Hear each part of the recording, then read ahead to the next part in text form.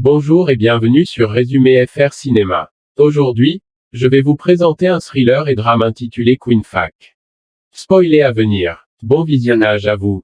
Le film commence avec une dame nommée Anne. Anne est avocat. Le mari d'Anne s'appelle Peter. Ils ont 2 filles.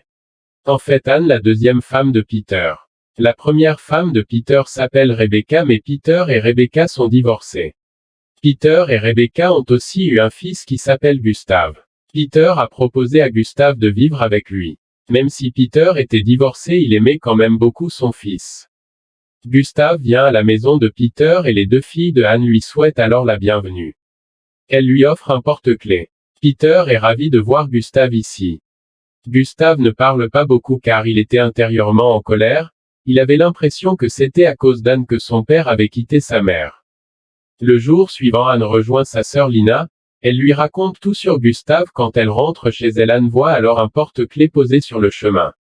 Elle ramasse le trousseau et le regarde. Elle découvre alors que c'est le même trousseau de clés que ses filles ont donné à Gustave. Anne met le porte-clés dans son sac à main et rentre chez elle. Une fois rentrée, Anne remarque que Peter et Gustave sont en train de se disputer. En fait, Gustave n'aimait pas être avec eux. Peter et Gustave se sont disputés à ce sujet. Maintenant, Peter commence à s'inquiéter pour Gustave, alors Anne lui conseille de laisser le temps à Gustave de s'intégrer à la famille. Plus tard, on retrouve Anne qui rentre à la maison après le travail.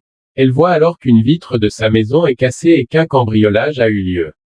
En voyant cela, Anne est choquée et ne comprend pas qui a commis le vol. Elle se plaint alors à la police. Quelques jours plus tard, lorsqu'Anne lave les vêtements de Gustave, elle trouve alors un porte-clés, c'est le même que celui qu'elle a trouvé sur le chemin quelques jours plus tôt. Ensuite, quand Gustave rentre à la maison, Anne lui montre le trousseau où sont les clés et lui demande ce qu'il en est du vol. Au début, Gustave ne s'exprime pas, mais il prend peur quand Anne menace d'appeler la police. Il admet ses erreurs et avoue qu'il a cambriolé dans la maison de Anne. Anne passe alors un accord avec Gustave. Elle lui promet que s'il s'intègre à sa famille, elle ne dira rien à la police. Après cet événement, Gustave commence alors à essayer de s'intégrer à la famille. Peter et Anne sont tous très heureux de le voir. Un soir, Gustave rentre à la maison avec sa petite amie. Gustave présente alors à Anna sa petite amie. Plus tôt, il monte à l'étage dans la chambre de Gustave. Ils partagent un moment intime. Anna entend leur voix et est un peu gênée. Cette nuit-là, Anna regarde son corps devant le miroir. Quelques jours plus tard, Anne vient nager avec ses 2 fils et Gustave. Tous les 4 nagent et passent du bon temps. Gustave a réussi à s'intégrer dans la famille et se rapprocher de tout le monde. Toute la famille l'apprécie. Pendant la nuit, Gustave et Anne passent le temps à discuter. Anne commente le tatouage de Gustave et Gustave se fait un tatouage sur la main. Le lendemain, Peter organise une petite fête chez lui. Beaucoup de ses amis viennent alors que Peter parle à ses amis. Anne s'ennuie. Elle s'assoit seule sur le côté. Gustave vient alors la voir, puis les 2 sortent, ils se mettent à boire ensemble et fument dehors. Puis, soudainement, Anne embrasse Gustave. Le temps passe mais elle n'arrive pas à arrêter de penser à Gustave. Puis une nuit, Anna n'arrive pas à dormir. Elle se rend alors dans la chambre de Gustave, là encore les 2 se rapprochent. Ils partagent un moment intime. Anna et Gustave ont commencé à entretenir une relation secrète entre eux. Peter, quant à lui, a l'impression que Gustave s'est bien intégré à la famille et est content de cela. Une fois, Gustave a enregistré une conversation intime avec Anne sur son magnétophone. Quelques jours plus tard, c'est l'anniversaire de la fille d'Anne qui se déroule dans la maison d'Anne.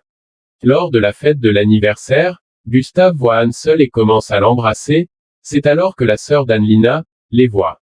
Quand Anne voit Lina, elle est très choquée. Elle a peur que Lina le dise à tout le monde. Mais Lina rentre chez elle après la fête sans rien dire à personne. Anne est alors tendue et ignore Gustave le reste de la fête. Gustave n'aime pas du tout ce comportement. Alors pendant la fête, Gustave grimpe sur un grand arbre. Tout le monde lui dit de descendre mais Gustave tombe de là. Tout le monde est alors effrayé et Peter arrive. Soudainement, Gustave commence à rire aux éclats et dit que ce n'était qu'une farce. Peter n'apprécie pas ce geste et se met en colère contre Gustave et le gronde. Le lendemain, Anne et Gustave se retrouvent seuls et mettent fin à leur liaison. Elle le fait parce qu'elle a peur que tout le monde apprenne leur relation. Elle appréhende le jugement des autres. Après cette discussion, elle rentre à la maison. Elle voit alors Peter et Gustave en train de parler là. Peter demande à Gustave d'aller camper avec lui pour qu'il se rapproche. Gustave l'accepte. Peter dit à Anna qu'il a reçu l'appel de Lina mais il n'a pas pu répondre à temps. En entendant tout cela, Anne est tendue. Elle a peur que Lina a appelé Peter pour lui dire ce qu'elle a vu à la fête. Anne se rend chez Lina et lui dit qu'elle a rompu avec Gustave. Elle lui demande de ne rien dire à Peter sur leur ancienne liaison mais Lina est très en colère pour sa sœur et demande à Anne de partir. Anne est alors encore plus tendue de la situation dans les prochains jours. Après leur camping, Peter et Gustave rentrent chez eux. Cette nuit-là, Peter parle à Anne. Il lui dit qu'il est au courant de Gustave et sa liaison. C'est Gustave lui-même qui l'a dit à son père lors du camping. Anne se défend en disant que Gustave ment et veut les faire divorcer. Pour que Peter retourne chez sa mère Rebecca. Sauf que Peter ne se fie pas aux paroles de Anne et semble être perdu. Anne est alors très en colère que son mari ne la croit pas et elle sort pour quitter la maison. Elle dit aussi à Peter que c'était Gustave qui avait cambriolé leur maison. En apprenant cela, Peter prend parti de Anne et la croit.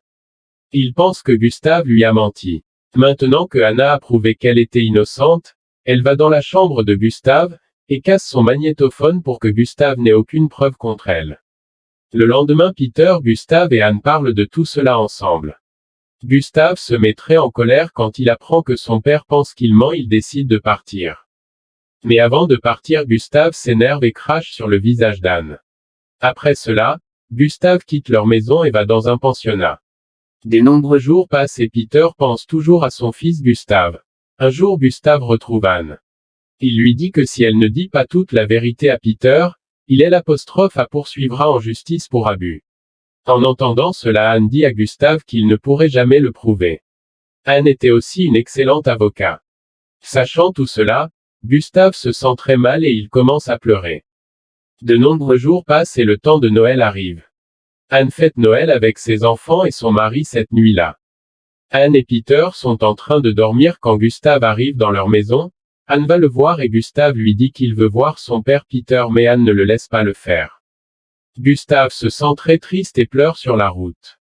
Anne ne fait rien et rentre à la maison même après l'avoir vu dans cet état. Quelques jours plus tard, Anne organise sa propre fête d'anniversaire dans sa maison. Lina, sa sœur, assiste également à cette fête. Pendant cette fête, Peter reçoit un appel de Rebecca.